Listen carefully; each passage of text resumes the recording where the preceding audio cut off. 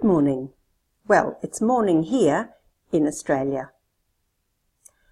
How often do you have to give examples in your writing? Well, I would guess every single essay. You have to give supporting information which often includes examples. How do you do this effectively? In an IELTS essay and of course in your writing at university. Imagine you're writing an essay about growing up, maybe adolescents or children at school. You make this point.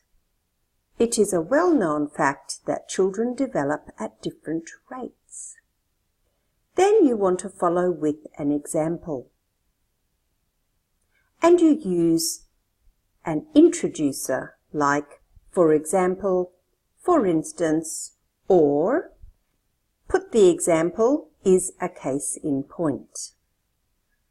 So they are common ways to give an example, but that's just the technique. What about the content inside the example? Here is the point again. It is a well-known fact that children develop at different rates.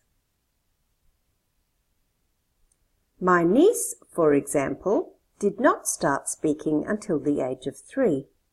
In contrast, her brother was already using simple sentences at the same age.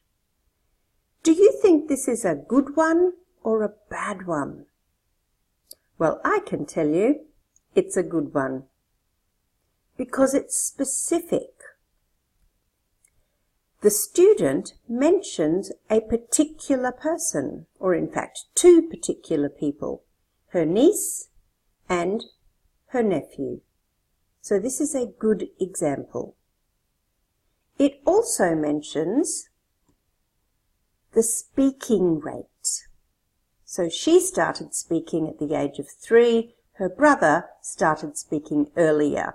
So you've got 2 people mentioned and you've got a type of development mentioned. That is a good example of an example. What about this one? It is a well-known fact that children develop at different rates. For example, girls develop faster than boys. This one is okay. It's all right, but it's not an example. Maybe if the student wrote, in other words, it might be better. But this one is not specific. It doesn't give a particular situation. It doesn't name any people or organizations. And can it be proven?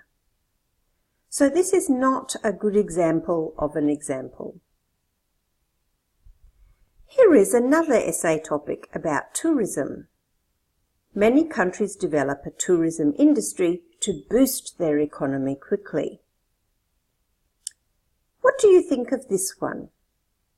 For instance, they invest in tourism to build up their income. Is it a good or a bad one? It's terrible, this one. Why? Do you know why? There's no example in the sentence. It's not specific at all. And this is the biggest problem. It only repeats the information in a different way. Also, the reader has no idea who they are. So there is no example, even though the student wrote, for instance. Let me show you a couple more good examples of examples. Take your time and read it.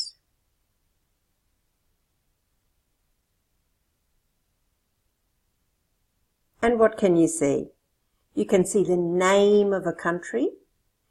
You can see the student has named the hotel sector and the transport sector, and has also mentioned another group of people, the tourists themselves. So this is a great example. and this one.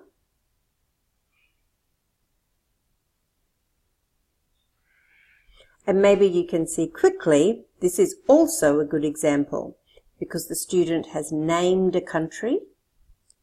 Notice the good linker here as well in cases such as. He has named 2 products, wine and cheese, and mentioned the agricultural sector. So this is a great example of an example. So remember, you make your point, usually in the topic sentence of a main body paragraph, and then you have to narrow your information, make it more accurate, write about a person or a place, maybe an organization, an industry, but give names and above all, be specific. This also comes down to good planning. So let's practice. How would you follow up this point with an example? Many people around the world interact with strangers through the power of the internet. How would you do it? You could give an example of an interaction, and you should give an example of some people. Who are these strangers? For example, students at an Australian university can complete a project with students in Greece on the other side of the world by using online tools and email. An excellent example because we've mentioned students in 2 different places, and we have also mentioned how they interact, online tools and email in particular. A second practice. Global warming is having catastrophic effects around the world. What can you give an example of? You could give an example of global warming, and you must give an example of an effect. What about this word, world? That is so broad. Can you narrow it to one particular region or a country? Think about it first.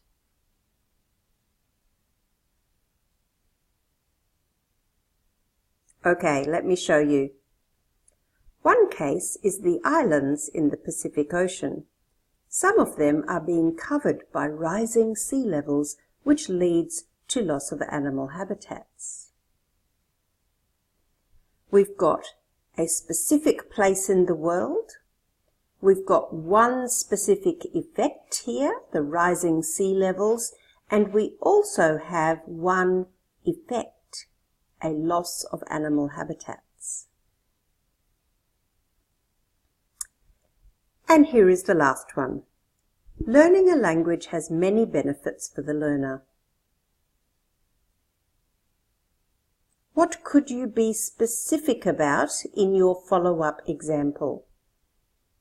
You could give an example from your own experience. When I learnt English, so you could specify a language. You could specify the learner. Maybe it's yourself. Maybe it's your cousin or your brother. And what are the benefits? The learner can get a better job, for example. He will also find it easier to travel the world, especially if he learns a widely spoken language like Chinese or Spanish. So even though this writer did not give a person's name, the student has succeeded because the travelling is mentioned, the job is mentioned, and 2 specific languages are mentioned.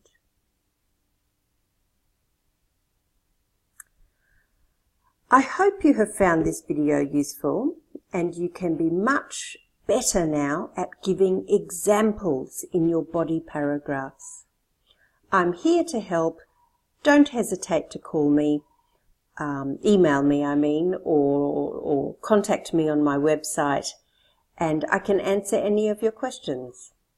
Good luck with your English. Bye.